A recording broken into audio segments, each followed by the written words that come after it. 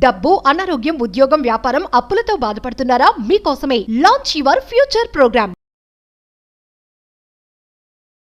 నమస్తే రమ్మగారు. నమస్తే జయ. రమ్మగారు, శ్రీకృష్ణుని జన్మం చాలాసార్లు మాట్లాడుకున్నాం, కానీ కృష్ణాష్టమి వస్తోంది. సో మళ్ళీ ఇంకొకసారి మాట్లాడుకుందాం రమ్మగారు, ఇంకొకసారి విందాం. మధురా నగరానికి ప్రభు ఉగ్రసేనుడు. ఆయనకి కంసుడు అనే కుమారుడు ఉన్నాడు. దేవకి అనే కుమార్తె కూడా ఉంది. కంసుడు దేవకి. కంసుడు పెద్దవాడు, దేవకి చిన్నది. అయితే ఈ దేవకి వివాహం చేశారు. వాళ్ళకి ఎవరు చేశారు? వీళ్ళకి దగ్గర బంధువులే అయినటువంటి వసుదేవుడికి ఇచ్చి వివాహం చేశారు. వసుదేవుడికి అంతకుముందు భార్యలు ఉన్నారు. ఈ వసుదేవుడు చాలా గొప్పవాడు. వాళ్ళ వంశాల్లో అతి గొప్ప పేరు తెచ్చుకున్నవాడు. ఆయన పుట్టినప్పుడు ఆకాశం నుంచి దేవదుందుభులు మోగినాయి. ఆనక దుందుభి ఆయన పేరే అది. ఆనక దుందుభి అంటే అతను పుట్టినప్పుడు సంతోషంతో ఆయన యొక్క గొప్ప ఆయన భగవంతుడికి తండ్రి కాబోతాడు. అందుకని ముందే దుందుభులు మోగినాయి, దేవదుందుభులు మోగినాయి. ఆనక దుందుభి పేరుతో వసుదేవుడు చాలా విశేషమైన పేరు కలిగిన వాడు. ఆల్రెడీ ఆయనకి భార్యలు ఉన్నారు. ఆయనకి దేవకి దేవినిచ్చి వివాహం చేయాలనుకున్నారు. వివాహం అయ్యింది. వివాహం సుసంపన్నం అయ్యాక ఇక ఆవిడ్ని అత్తవారింట్లో దింపడానికి కంసుడే స్వయంగా ఆ ముద్దుల ఆమంటే ప్రీతి, పరమసాత్వికురాలు దేవకి. సాఫ్ట్గా ఉండే చెల్లెళ్ళ మీద అన్నదమ్ములకి పెద్దన్నయ్యలకి ప్రేమలు ఉండటం సహజం, ముచ్చట. అమ్మాయి సాత్వికురాలు. దింపడానికి బయలుదేరాడు. ఆయన రథం ఎక్కాడు. గాథలు ఇలాగే చెప్పుకుంటాం.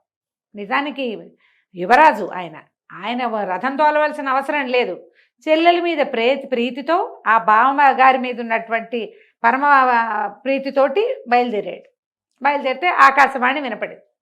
ఏ చెల్లెలనైతే నువ్వు ముద్దుగా సాగనంపుతున్నావో ఆమె యొక్క అష్టమ గర్భుడు నీ యొక్క మరణానికి కారణమవుతాడు అని. ఆకాశవాణి ఈ మాట ఎందుకు చెప్పింది? ఎప్పుడు చిన్నప్పుడు నాకు ఇలాంటి ప్రశ్న వచ్చేది. ఎందుకు చెప్పాలి పాపం? ఎందుకు చెప్పటం తర్వాత చెప్పచ్చు కదా, 8వ వాడు పుట్టినప్పుడు చెప్పచ్చు కదా. ముందే ఎందుకు చెప్పింది? ముందు ఎందుకు చెప్పాలి అసలు? అదే ఎప్పుడు చిన్నప్పుడు నాకు ఆ భారతం చదివినప్పుడల్లా దుగ్ధగా ఉండేది. ముందు చెప్పకపోతే కృష్ణుడు బ్రదర్స్ అందరూ బతుకుండేవాళ్ళు కదా, అలా అనిపించేదన్నమాట. అయితే ఎప్పుడైతే ఇది వచ్చిందో, మరణం, నువ్వు చచ్చిపోతావు అనగానే ఎలాంటి ఉద్రేకం వస్తుంది. అవును, సహజంగానే కంసుడు ఒక తీవ్ర ప్రకృతి కలిగిన వాడు. ఈవిడెంత నిదానమో ఆయనంత ప్రీతిగా ఉండేవాడు.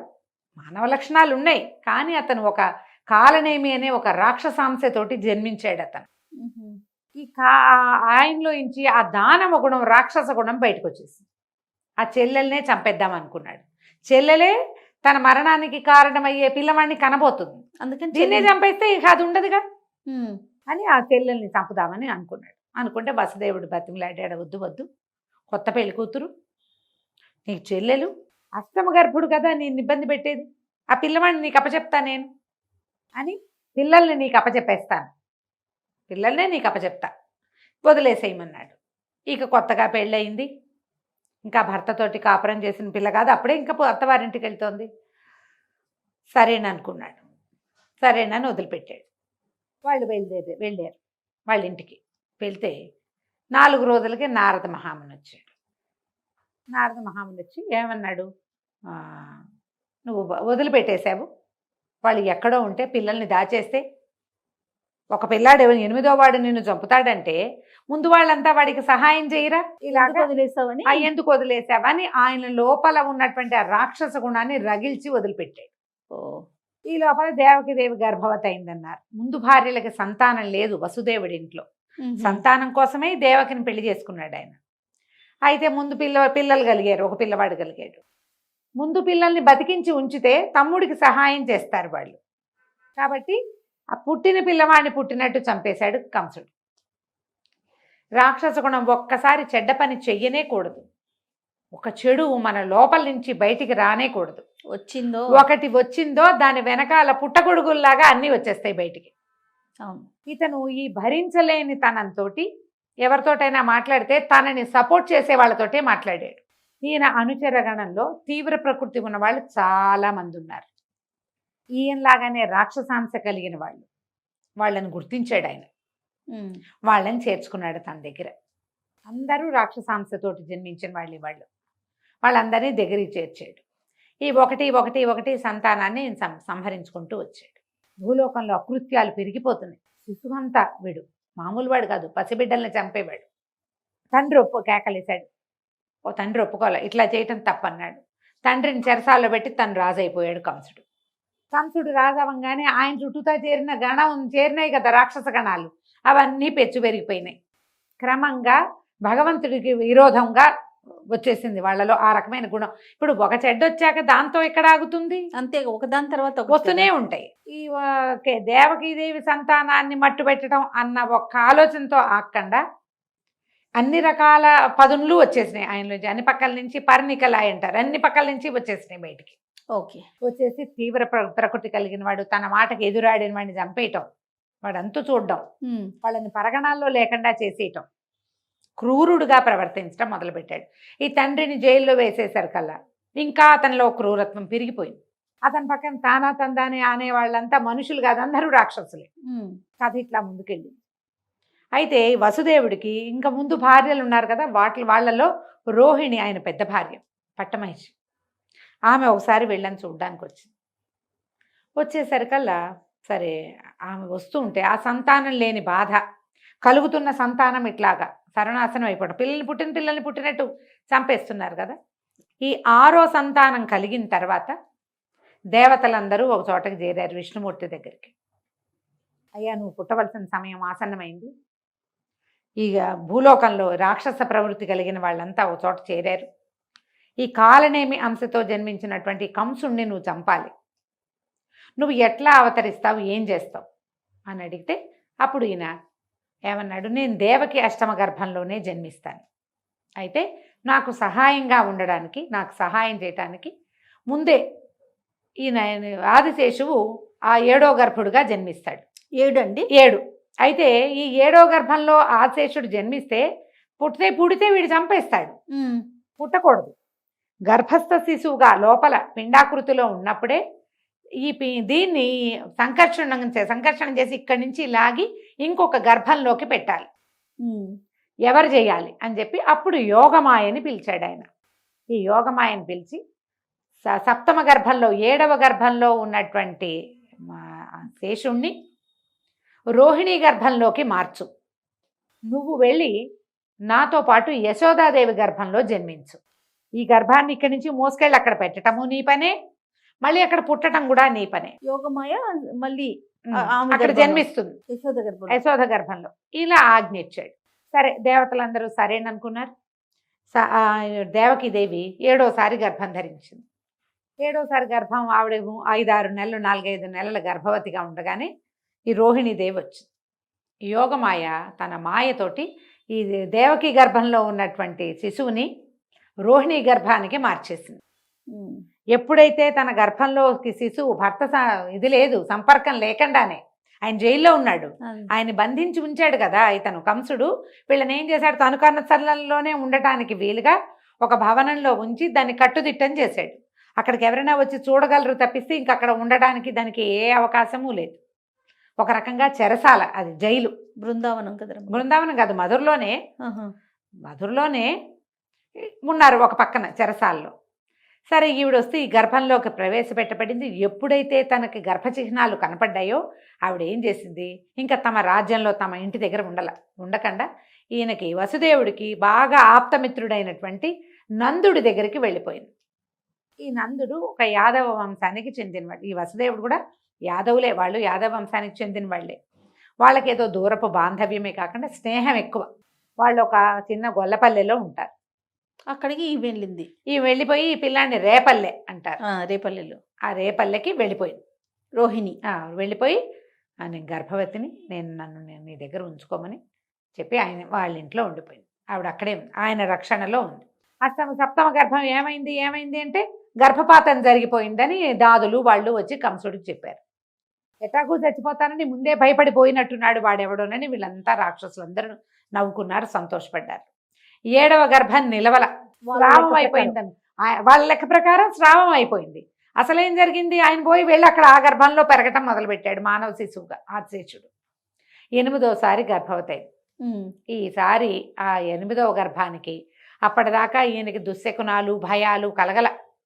ఈయనకి ఎంతసేపు ఎవడో మీదెక్కి తన చిన్నపిల్లాడు చంపేస్తున్నట్టు ఇట్లా పిచ్చి పిచ్చి కలలు వచ్చేవి. ఎంతసేపు గాభరాగా ఉండేది. ఆయనకి తన నీడ తనకి కనపడేది కాదు కంసుడికి. అమిత భయంతో ఉండేవాడు. సరే ఈ కనే రోజులు దగ్గరకు వచ్చినాయి. కాపలా అంతా కట్టుదిట్టం చేశారు. శిశువు పుట్టగానే సంహరించేసేయాలి. ఏమైంది, ఆ రోజు రాత్రి ఏ రోజైతే కృష్ణ జననం జరగాలో శ్రావణ బహుళాష్టమి నాడు రోహిణీ నక్షత్ర యుక్తంగా ఉన్నటువంటి అర్ధరాత్రి శ్రీకృష్ణ పరమాత్మ జన్మించాడు. అయితే ఆయన శిశువుగా పుట్టలేదట, చతుర్భుజుడైన నారాయణమూర్తిగా వీళ్ళకి కనపడ్డాడు. మొదట కనిపించి, నేనే మీ గర్భంలో శిశువుగా జన్మించబోతున్నాను. నేను ఇప్పుడు మొత్తం కారాగారం అంతా వెలుగొచ్చేసింది. ఆయన బయట ఎవరికి భగవంతుడు బయటకు వచ్చాడు, గర్భంలో నుంచి బయటకు వచ్చి చతుర్భుజుడుగా దర్శనమిచ్చాడు. మకర కుండలాలు ధరించినటువంటి పీతాంబరుడు, మకర కుండలధారి, శంఖచక్రాలు పెట్టుతోటి కనపడ్డాడు. చతుర్భుజుడుగానే నేనే జన్మిస్తాను, శిశువుగా ఉన్న నన్ను తీసుకెళ్ళి రేపల్లెలో ఉన్నటువంటి యశోదానందుల శిశువు స్థానంలో పడుకోబెట్టండి. యశోద శిశువుని ఇక్కడికి తీసుకురండి చెప్పారు ఆయన అని ఆనతిచ్చి, తర్వాత తన కళని ఉపసంహరించుకుని శిశువుగా జన్మించాడు. పిల్లవాడు బయటకు వచ్చేసరికల్ అసలు పిల్లాడిని పుట్టిగా చూడను కూడా చూడలే, పుట్టిన శిశువుని ఆవిడ పాపం ఎంత చూసిందో. పుట్టిన శిశువుని పుట్టినట్టే ఈయన ఏం చేశాడు, తట్టలో పెట్టుకున్నాడు. ఎట్లా వెళ్ళగలను నేనంటే, నీకు అంతా దారి సుగమంగా ఉంటుంది, నీకు ఏ భయము లేదు, నిన్ను దేవతలు రక్షిస్తారు, పంచభూతాలు నీతోటి ఉంటాయి, నన్ను తీసుకెళ్ళి నువ్వు అక్కడ పెట్టాలి అంతే. వసుదేవుడు ఆ పిల్లవాడిని పుట్టిన శిశువుని పొత్తిళ్లల్లో పెట్టుకుని ఒక గుడ్డలో చుట్టి బుట్టలో పెట్టుకున్నాడు. నెత్తి మీద పెట్టుకుంటే తలుపులు వాటంతట అవి తెరుచుకున్నాయి. ఓకే, కావలా వాళ్ళంతా నిద్రపోతున్నారు. ఎవ్వడికి ఏమీ తెలీదు. చీమ కూడా చిటుక్కుమంటల, గాలి స్తంభించిపోయింది, పక్షులు ఏవి కూయట్లా. భగవంతుడి ఆగమనానికి ఎంత కూయాలి, ఎంత ఆనందించాలి ప్రకృతి అంతా. కానీ భగవంతుని ఆజ్ఞ చొప్పున నిశ్శబ్దంగా ఉండిపోయింది ప్రకృతి అంతా. ఆయన బయటకు వచ్చాడు. బయటకు వచ్చేసరికల్లా వర్షం, శ్రావణ మాసం అనేసరికల్లా వర్ష ఋతువు కదా, వాన. ఆ వానలోనే ఆ శిశువుని కాపాడుకుని ఆయన యమునా నది దాకా వచ్చాడు. యమున ఉత్తుంగ తరంగాలతో ఉంది. వర్షాకాలం మరీ ఎక్కువ ఉంటాయి, నదులు ఫుల్గా నిండా ఉంటాయి. కానీ యమున తోలికి దారిచ్చింది టైం. ఆయన నడిచెళ్తుంటే ఆ వెళ్తున్న భగవంతుడు శిశు రూపంలో ఉన్న ఆయన చూసి ఆ యమున ఆయన కాళ్ళు తగలాలని కోరికట. ఆ యమునా నదికి పైదాకా వచ్చి కాళ్ళు తగిలేక తగ్గిపోయింది. వెనకాల నుంచి ఒక సర్పం వాన పడుతుంటే శిశువుని రక్షిస్తూ ఈయన వెనకాలే వచ్చి రేపల్లిలోకి వెళ్ళాడు. మొత్తం రేపల్లంతా నిశ్శబ్దం. ఎన్నో ఆవులు దూడలుంటే అంబారవాళ్ళు లేవు, దూడ కదలటల్లా, ఆవు తోక కూడా ఊపటలేదు. అందరూ నిద్రలో ఉన్నారు. ప్రకృతి అంతా నిద్రావస్థలో ఉందంతే. ఈయన నందుడి ఇంట్లోకి వచ్చాడు. మొత్తం ఈ మన పురిటి గదంతా నిశ్శబ్దంగా ఉంది. శిశుజననం జరిగింది అక్కడ. యశోద నిద్రలోనే ఉంది. ఈ దాదులు వాళ్ళందరూ కూడా ఒక చిత్రిత ప్రతిమల్లాగా నిలబడి ఉన్నారు. ఎవ్వరూ కదలటలేదు. ఆ పక్కన సందిట్లో పక్కనే పడుకున్న పొత్తిళ్లలో ఉన్న శిశువు మాత్రం కదులుతోంది, ఆడపిల్ల. ఈయన ఏం చేశాడు, తను తీసుకొచ్చినటువంటి మగపిల్లవాడిని అక్కడ పడుకోబెట్టి ఆ చంటి ఆడపిల్లని ఎత్తుకుని మళ్ళీ బుట్టలో పెట్టుకున్నాడు. నిశ్శబ్దంగా బయటకు వచ్చేసాడు. ప్రకృతి అంతా నిశ్శబ్దంగానే ఉంది. ఒక గాడిద వాండర్ పెట్టింది, గాడిద కాళ్ళు పట్టుకున్నాడు వసుదేవుడు అంతటి వాడు. ఇలా చెప్తారు. అవన్నీ పుట్టిన కథలు. అది కూడా ఇక్కడేనా రమ్మగారు, ఇక్కడి నుంచి వచ్చి ఆయన చెరసాల్లో నుంచి బయటకు వస్తుంటే గాడిద ఒకటి ఓండ్ర పెట్టబోయిందని ఈయన ఓండ్ర పెట్టద్దన్నాడు. ప్రకృతి అంతా భగవంతుడి ఆజ్ఞ ప్రకారం మాట్లాడకుండా ఉంటే గాడిద ఎందుకు అరుస్తుంది? అంతే కదా. అట్లా ఒక కథ చెప్పుకుంటాం అంతే. ఈయన మళ్ళీ చెరసాల్లోకి వెళ్ళాడు. చెరసాలంతా నిశ్శబ్దంగా ఉంది. ఈయన లోపలికి వెళ్ళాడు. తలుపు మూయబడింది. కేవ్వుమని ఏడవటం మొదలుపెట్టింది పిల్ల. చంటి పిల్లలు ఏడవరు పుట్టగానే. ఈవిడ ఆడపిల్లని చూసేసి కావలించుకుంది. ఇప్పటిదాకా 7 ఇంతమంది మగపిల్లలు పుట్టారు. స్త్రీ శిశువుని చూడలేదు ఆవిడ. పిల్లని కావలించుకుంది, చంటి బిడ్డని. ఎప్పుడైతే ఏడపు వినపడిందో ఇప్పుడు కాపలా వాళ్ళంతా నిద్రలేచేశారు. అయిపోయింది అష్టమ శిశువు జన్మించాడని కేకలు పెట్టారు. అర్ధరాత్రి హుటాహుటిన పరిగెత్తుకొచ్చాడు కంసుడు. రావటం ఏమిటి, లోపలికి వచ్చి చూస్తే ఏముంది, ఆడపిల్ల. బతిమలాడింది దేవకీదేవి, నీకు అష్టమ గర్భుడి వల్ల ప్రమాదం, అసలు ఇది ఆడపిల్ల, స్త్రీ శిశువు, ఇదేం చేస్తుంది నిన్ను? గొప్పవాడివి నువ్వు, ఇంతమంది పిల్లల్ని పొట్టన పెట్టుకున్నావు, నేనేమనలా. మగబిడ్డ కాదు, ఇది ఆడపిల్ల, నీకు మగపిల్లవాడితోటి మరణం, ఆడపిల్ల నిన్నేం చేయగలదు, వదిలేయమని బతిమలాడింది. కానీ ఆయన వదలలేదు. ఆ పిల్ల కాళ్ళు పట్టుకుని ఇట్లా విసిరేటట్టు. ఆ విసిరంటే ఒక బండకేసి కొడతాడనమాట ఆయన. విసిరేసరికల్లా ఎవరిని పట్టుకుని ఏం చేస్తాడు, ఎలాంటిది ఆ ఉన్నది, అక్కడ ఉన్న శిశు రూపంలో ఉన్నది. ఒక్క ఉదుటిని ఈ నేలకి కొట్టబడి విసరబడుతున్నటువంటి శిశువు అదే పనిగా పైకి లేచి ఆకాశంలో నిలబడిందట. 8 భుజాలతోటి మహాస్వరూపంలో కనిపించింది యోగమాయాదేవి. అతనికి ఓరి కంస, నిన్ను చంపేవాడు నాతోటే పుట్టి ఇంకొక చోట పెరుగుతున్నాడు, నీ మరణం తథ్యం అని చెప్పి మాయమైపోయాడు. శిశువు లేదు, దేవి లేదు, నిర్ఘాంతపోయాడు కంసుడు. ఇంతమందిని చంపినా ఇది చివరికి ఇది నాకు దక్కలేదే అంటే పిల్లవాడిని వీళ్ళు దాటిచ్చారనమాట. అర్థమైపోయింది. నాతో పుట్టినవాడు ఇంకో చోట పెరుగుతున్నాడు అంటే ఇక్కడ పుట్టినవాడు ఇక్కడ లేడు, ఎక్కడో పుట్టింది ఇక్కడికి వచ్చింది. ఎట్లా జరిగింది ఇది అని ఎంత ప్రయత్నించినా తెలుసుకోలేకపోయాడు. కానీ ఎక్కడో పెరుగుతున్నాడన్నమాట మాత్రం తెలుసుకున్నాడు. ఇక పరమ దుఃఖించాడు. ముందు వీళ్ళ కాళ్ళు పట్టుకున్నాడు, కానీ ఒక పూట అయ్యేసరికల్లా ఎక్కడ వీళ్ళే దాటిచ్చారని ఖర్చు వచ్చేసింది. వాళ్ళని ఇంకా చెరసాల్లోనే ఉంచాడు. ఆ తర్వాత దేవికి ఇక సంతానం కలగల. ఆ బతికి ఉండి తన నుంచి బయటికి వెళ్ళిపోయిన శిశువుని తలుచుకుంటూ జీవించి ఉంది ఆవిడ. ఓహో, పిల్లాడు బయటికి వెళ్ళాడు కదా, అవును, అక్కడ ఖచ్చితంగా సేఫ్గానే ఉంటాడు, ఏ ప్రమాదము లేదు. నందుడు రక్షిస్తాడు శిశువుని. అప్పుడు ఇతను ఏమనుకున్నాడు కంసుడు అంటే, ఎక్కడో శిశు రూపంలో పెరుగుతున్నాడు నా మృత్యువు, ఈ రోజున పుట్టిన శిశువులందరినీ చంపేయండి అన్నాడు. ఆ రోజు రాత్రి మొత్తం ఇక ఎంతమంది శిశువుల్ని చంపేశాడో, ఎంతమంది రాక్షసుల్ని పంపించాడో, ఎక్కడ శిశువు ఉంటే వాడిని అక్కడ చంపేయాలి. అట్లా చంపడానికి ఎంతమంది రాక్షసులను పంపాడు. ఆ పంపించిన వాళ్ళు పంపించినట్టు ఒక్కొక్కళ్ళని భగవంతుడు మొత్తం దుష్ట శిక్షణ అంతా చేశాడు. నందుడి ఇంట్లో ఈ పిల్లవాడు చేరిపోయాడు. పిల్ల ఇక్కడి నుంచి వెళ్ళిపోయింది. వసుదేవుడు యమునా నది దాటంగానే ఈ పిల్లాడికే ఉమ్మని ఏడ్చాడు, తల్లి పక్కన పడుకున్నవాడు. పిల్లాడికి ఇవ్వమనగానే అందరూ తెప్పరిల్లారు. అబ్బో పుట్టాడు, యశోదకి ఎంత చక్కటి శిశువు పుట్టాడమ్మా, ఎంత బాగున్నాడు, నీలమణల్లే ఉన్నాడు, ఎంతంత కళ్ళు, ఎంత జుట్టు, ఏమందమని అందరూ మురిసిపోయారు. వాళ్ళకి లేక కలిగిన సంతానమే. అంతకుముందే రోహిణీదేవికి ఒక శిశువు మగ పిల్లవాడు కలిగాడు. వాడికి కొంత వయసు వచ్చింది, ఏడాది వెళ్ళింటుంది. అదిలే మరుసటి ఏడాది ఇంట్లో పిల్లాడు. వసుదేవుడు వచ్చి రోహిణీదేవి వచ్చి ఆ పిల్లవాడు పుట్టాకే ఈవిడికి యశోదాదేవికి సంతానం గర్భం వచ్చింది, సంతానం కలిగింది. అందుకని ఆ మొదట పుట్టిన రోహిణీదేవి సంతానాన్ని తమ కుమారుడుగానే పెద్ద కుమారుడిగా పెంచారు వాళ్ళు. వాళ్ళ ఇంట్లోనే ఉంది కదా బలరాముణ్ణి వీళ్ళే పెంచుకున్నారు. తర్వాత ఏమైంది, ఈ పిల్లవాడి శిశువు కలిగిన తర్వాత గర్గాచార్యుల వారు యాదవుల యొక్క కులగురువు గర్గుడు ఆయనే వచ్చి పిల్లలకి పేర్లు పెట్టారు. రోహిణీదేవి సంతానానికి పేరు పెట్టబడలా అప్పటిదాకా. కానీ అప్పుడు ఆయన వచ్చాక పెద్దవాడికి రాముడని, చిన్నవాడికి కృష్ణుడని పేర్లు పెట్టారు. నల్లని వాడు కాబట్టి ప్రపంచాన్ని తన వైపుకి ఇలా ఆకర్షించుకునేవాడు కాబట్టి కృష్ణుడు, పరమాకర్షణ కలిగిన వాడు కాబట్టి కృష్ణుడు, లాగుతాడు దేన్నైనా, అందుకని కృష్ణుడు అని పేరు పెట్టారు. పిల్లల్ని జాగ్రత్తగా చూసుకోమని వీళ్ళకి చెప్పాడు. చంటి పిల్లల నెల వెళ్ళిందంతే. ఎంతమంది వచ్చారు రాక్షసులు, ఒకళ్ళ వెనకాల ఒకళ్ళు వచ్చి సంహరించడం, వాళ్ళు రావటం, ఈ పిల్లాన్ని పట్టుకోవటం, ఈయన ఎవరెవరికి ఏ శాప విమోచనాలు చేయాలో అవన్నీ బాల స్వరూపంలో చేయగలిగినన్ని చేశాడు. కృష్ణావతార ఘట్టం ఎన్నిసార్లు చెప్పుకున్నా కొత్తగానే ఉంటుంది. మళ్ళీ వినబుద్ధి అవుతుంది, మళ్ళీ చదవబుద్ధి అవుతుంది, మళ్ళీ చెప్పబుద్ధి అవుతుంది కూడా. ఎవరెవరిని ఎలా సంహరించాడు, ఎలాంటి గాథలు ఉన్నాయి కృష్ణలీలలు మళ్ళీ ఇంకోసారి చెప్పుకుందాం. తప్పకుండా అండి. నమస్తే.